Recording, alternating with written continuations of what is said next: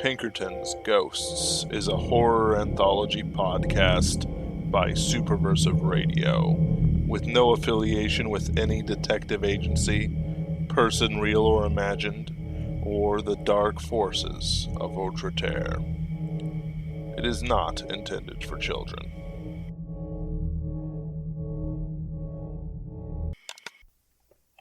Rocco's Diner on High Street wasn't particularly clean, nor was the food very good. The upholstery on the booths was patchy and peeling, and while it was hard to tell during the day, I was pretty sure that one of the letters on the neon sign out front didn't work. No one comes here for an Instagram post. I know that some of the guys figured out how to obscure their faces in photographs, but I'm not looking to mess up a representation of my soul. For the record, the natives who feared photographs would steal their soul were right. It's just recoverable. The darkness from the storm clouds above the restaurant transported me back to the 1950s. I know that behind me are several very probable drug users and not men in suits. Nighthawks all. The jerks were setting traps with the salt cellar and pepper shakers so they'd spill open when used. They squirted ketchup on the placemats and ripped out a menu. Well, they ran off without paying. Didn't even have the decency to turn into ghosts or phase through walls. I didn't offer my services to the poor waitress. Despite their flight, Rocco's was cheap, and that made a suitable spot for a quick bite to eat. You keep your expectations low in Shipton. It's just that the line before food poisoning becomes a promise. Sitting across from me at the diner was my friend Phil in his famous red and checkered lumberjack shirt. It had been less than an hour since I'd had to fight for my life against a mean werewolf and a crazed shooter, but I didn't have time to think about it. Detectives have to be cool, you know? The police would have come sniffing around, asking questions soon, but I don't trust the police in Shipton. So when Phil finally met me, 10 minutes late... Had it really only been 10 minutes? Well, I suggested we split and meet at a local diner. Phil suggested Rocco's, and here we were. Phil was my informant in the Shipton werewolf mafia. A few months ago, we'd met on the case, and Phil had been tasked to kill me. It was about 3 months after I started working apart from old Tom. During the attack by the cannibalistic weed farmers in the Pine Barrens, I managed to convince Paul that there were paths available to him besides the Shipton wolves, and he saved my life. Now he was my informant in the organization, though unfortunately his information was kind of limited. There's only so high you could go if you're not willing to commit more, shall we say, unsavory acts. Still, Phil was my guy, and the truth was, I liked the man. He was friendly, had a sense of humor, and you could just tell the guy was trying hard to turn his life around. And I, of all people, could respect that. That's why I was so surprised he'd showed up late to our meeting. Phil was supposed to be there at 9 a.m., but he hadn't shown up until after the entire encounter with the werewolf and shooter ended. I found that strange. Suspicious, even. He said something about oversleeping. I just wish he respected me enough for a decent lie.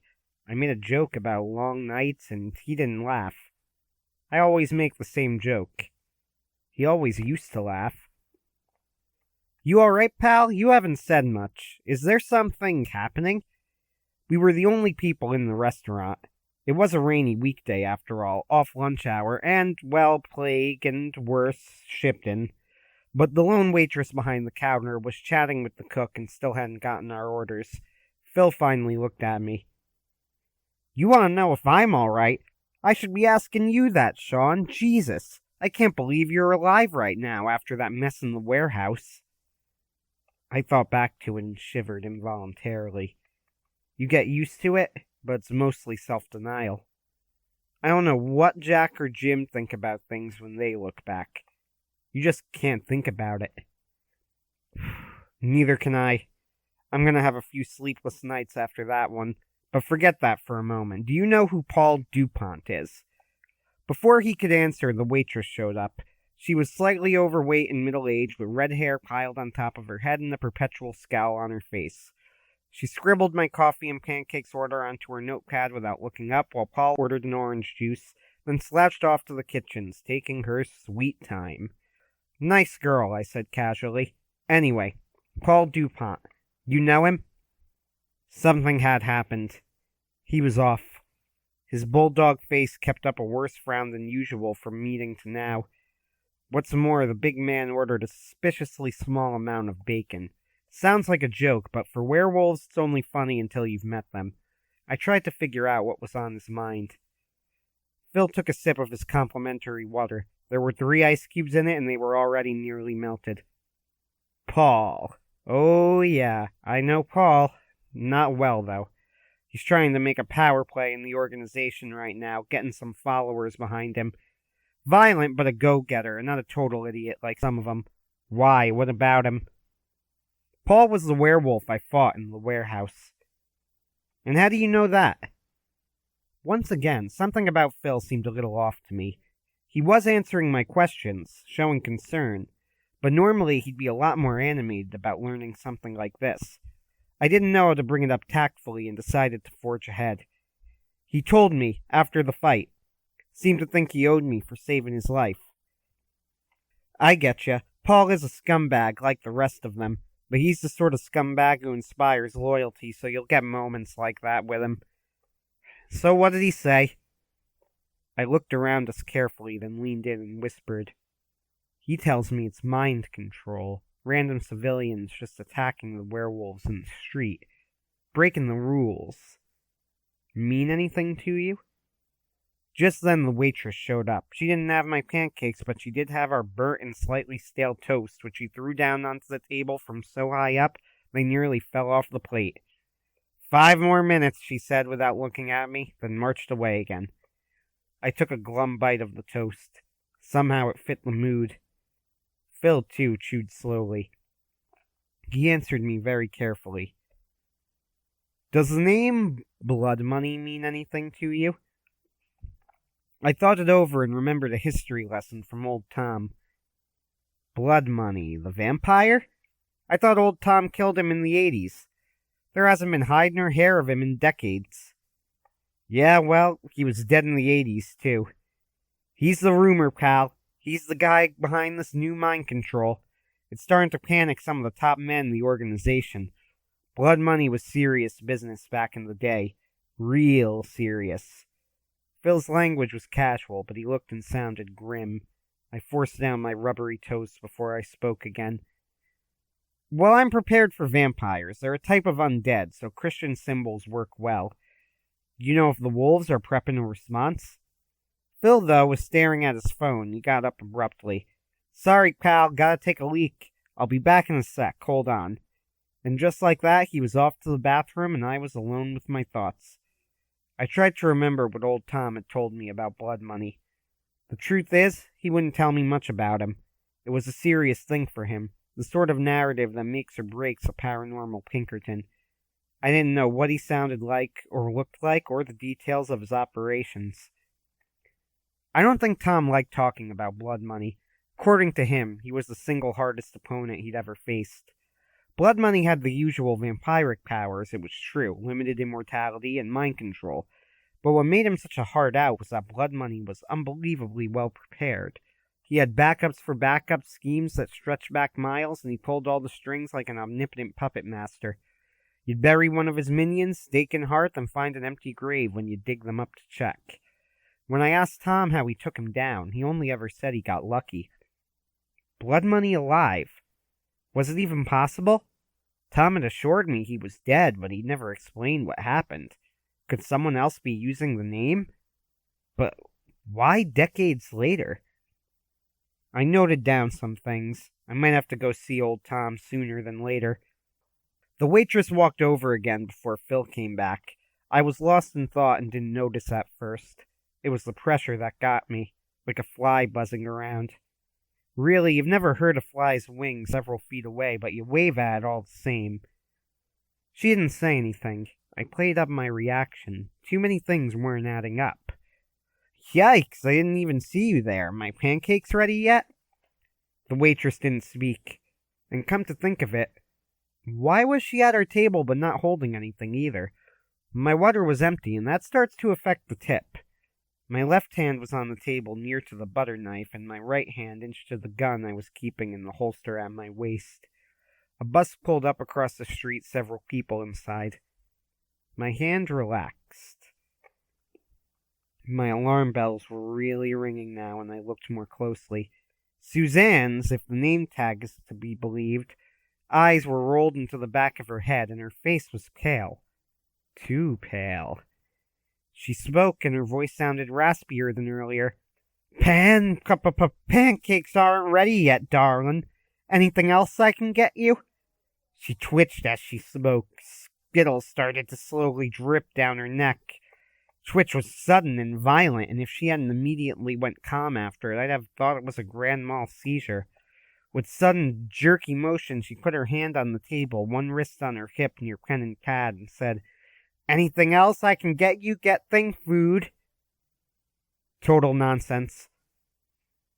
I slipped by as casually as I could.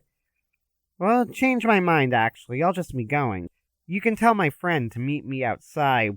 Without paying? With unnatural speed, Suzanne stabbed at me with her pen. I fell backward, rolling over the chair into the next booth's table. That's dining and dashing. You need to pay. Her eyes rolled forward, twisting twice, the pupils passing by like a video projector being turned off. Blood dripped down her cheeks, and veins grew within the pale eyes as I watched. Fangs sprouted from the front of her mouth, popping up like memorial towers in a graveyard. She howled as she leapt at me. It didn't take a paranormal Pinkerton detective to see that this was a vampire. Fresh, but a vampire. I clutched at the crucifix I always wore around my neck as I scrambled to my feet. I was backing away from the crazed, violent waitress who was moving faster than should have been possible. I grabbed one of the salt shakers from an empty table and flung it at her. She screamed and clutched at her eyes, still fresh enough to feel pain. I sprinted back towards the kitchens. The crucifix should keep her from touching me, but it didn't keep a weapon from hitting me, and she was blocking the way to the front door. I sprinted my way through to the emergency exit in the back. With luck, I can find a spot to stake her without any passerbys to see. The waitress wasn't moving right. She had clearly just been turned and wasn't used to having all of this new speed and strength, which I could use to my advantage. She moved at moments with shocking speed and power, but she also kept lurching and hitting objects in the restaurant and kitchens. She'd leap for me, but I'd duck and she'd hit the pots and pans. A little experience with the body and she wouldn't make those mistakes. Blood Money should write a vampire teen book, My Body and Me, Vampirism and Self-Image. I bet you it would sell in Shipton. This wasn't the time for a hero moment. I needed something quick and dirty. I made it to the emergency exit in the back, grabbing a frying pan from the stove on the way out. The dirty hunk of metal hadn't been cleaned in a literal forever, but enough of the, burning cold iron was visible under the grease. Outside it was still drizzling, but two overweight cooks with stained aprons smoked fat and unctuous rolls. I didn't judge. I knew what addiction did to you, but I needed them gone now, and drew my gun. Get out, now! Away from the building! Go! The cooks didn't wait around. Maybe Shipton had them primed for these sorts of situations. They sprinted down that back alley the diner was situated in, and I knew this put me under a time limit. Second they were around the corner, the cops would be called. Even given the handicap of being Shipton cops, not a lot of time. Mentally, I started the clock. Gunfire at the warehouses was probably big news. I might have a little more time than the few minutes of any other city. I waited outside the door, frying pan in hand. Sure enough, Suzanne burst her way through. I didn't hold back. With as much force as I could muster, I caved her damn head in with the still hot frying pan. She went down like a sack of flour, out cold. Even vampires are affected by blunt force trauma. Sean! What happened? Phil was standing in the doorway. He stepped out and gasped and moved to come closer. Don't take another step, Phil. He paused on the step of the doorway. My tone must have been very convincing. I had taken a few steps back from Suzanne and the exit to the restaurant and was facing Phil down. Phil stared at me. What's up, pal? Don't even try me today, Phil. So far this morning, I've been attacked by a werewolf, a mind-controlled maniac with a gun, and a vampire who served me stale toast and never did get me my pancakes. Terrible customer service. I'm not in the mood. It was you, wasn't it? Phil made to take a step towards me, but I put my hand on my pocketed gun and he paused again. Sean, you've had a bad morning. You know me. I'm not trying to kill you. Oh, sure, Phil. I thought I knew you. But really, who else could it be? What else makes sense? Who locked the door of warehouse number 3, sticking me in that kill box with the werewolf and the shooter? It had to be you. You were the only one who knew I was there. How come that waitress didn't do anything until you left the picture? Because you turned her. Phil narrowed his eyes at me. He dropped a false smile. All right, Sean, say you're right. Why haven't I tried to kill you myself?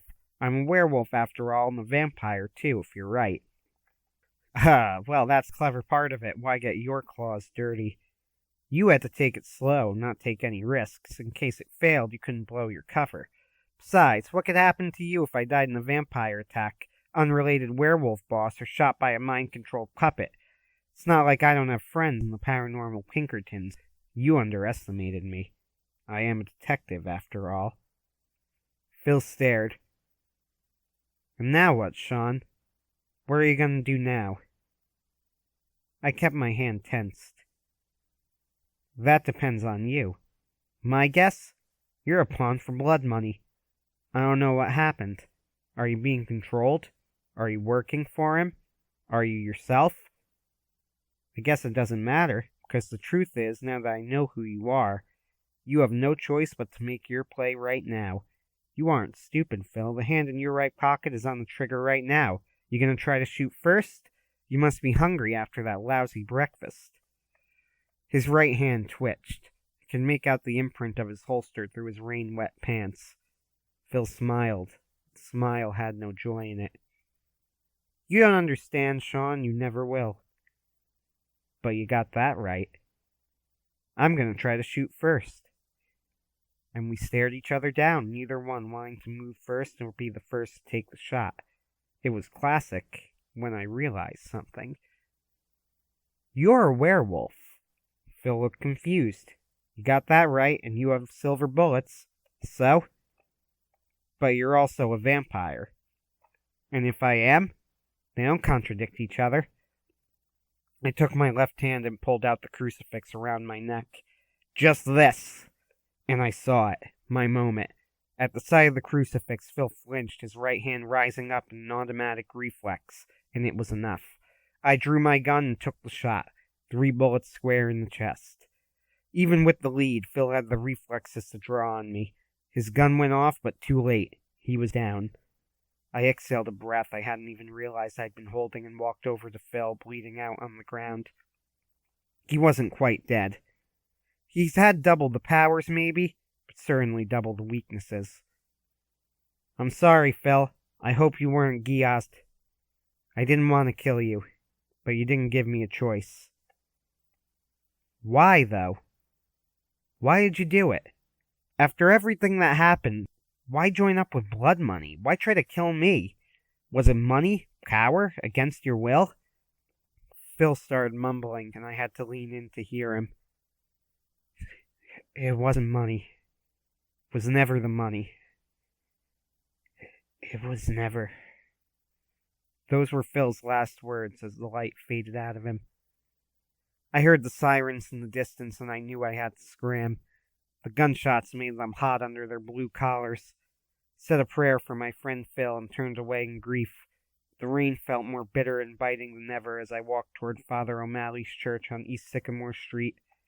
I dragged Suzanne with me. The fledgling vampire couldn't have weighed more than 80 pounds. Father O'Malley keeps an open back door for men in my profession if you know where to look. Between here and places that require, shall we say, better eyes than mine? Well, that's all I have for now on this crummy case. Father O'Malley has promised to keep an eye out for more vampires, and I watch the papers every day, but the truth is all of my leads had dried up. I'm sure this isn't the end of my time in Shipton as much as I want it to be, but it's a dead end for now. One last thing. I've been searching for Phil's obituary in the papers. Nothing. No memorial service, barely even a mention of gunshots. But he's definitely dead. I saw it myself. I killed him.